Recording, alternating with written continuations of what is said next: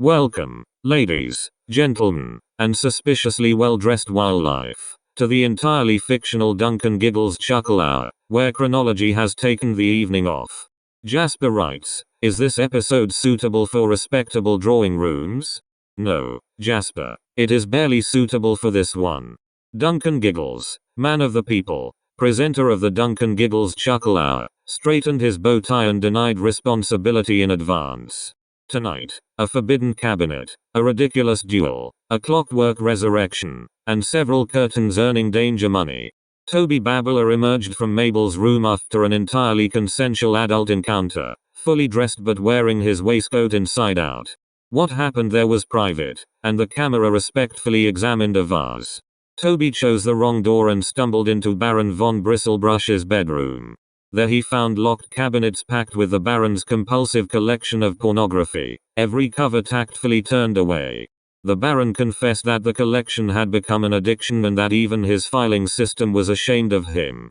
Toby recommended professional help, stronger locks, and labels arranged by height. The Baron heard only the insult to his filing system and challenged Toby to a duel. Toby accepted because good judgment had taken the morning off. Mabel agreed to referee while the baboon held both gentlemen's hats.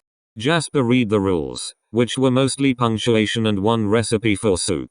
At sunrise, the garden became quiet enough to hear the cucumber reconsider its career. 1 step, 2 steps, 3 steps, followed by the ostrich taking 7 steps in the wrong direction. That is the sound of destiny miscounting. Toby turned and fired. The Baron clutched his chest and fell dramatically, without blood, smoke, or a reliable medical opinion.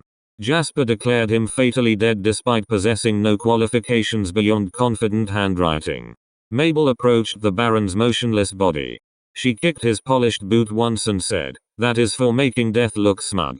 Toby lowered the pistol and immediately regretted every decision since breakfast.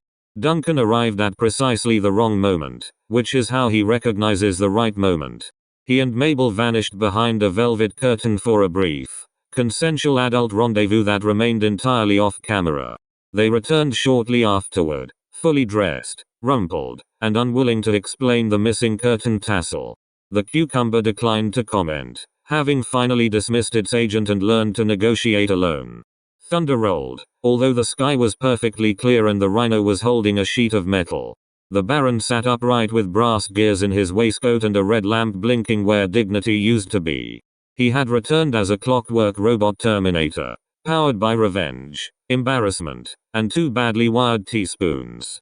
Robot Baron chased Toby around the fountain at the maximum speed of an anxious wardrobe. The rhino blocked the path while the ostrich stole the instruction manual. Robot Baron then discovered Duncan and Mabel whispering beside a locked bedroom door. All 3 consenting adults agreed to continue the discussion in private. The door locked, the curtain closed, and no further details were offered to civilization. The baboon pulled a second curtain across the first curtain on general principles.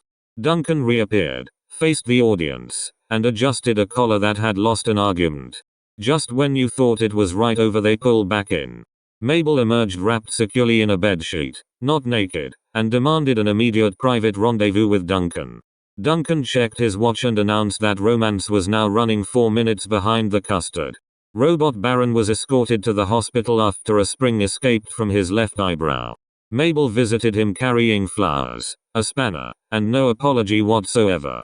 Behind the hospital room divider, only affectionate silhouettes could be seen holding hands and attempting an extremely clumsy waltz. Nurse Jasper rotated the divider and warned everyone that shadows are terrible witnesses. Toby asked what had happened, and the baboon handed him a bill for 3 hats and 1 funeral. Nobody knew whether the Baron was alive, dead, mechanical, romantic, or simply late for lunch. Duncan stepped to the front of the stage as the orchestra hid beneath its own chairs. And that is all, folks.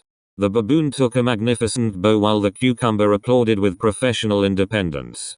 The hospital divider caught one final reflection of the Baron and Mabel embracing behind it, fully concealed, as the curtain fell and the Baron laughed metallically.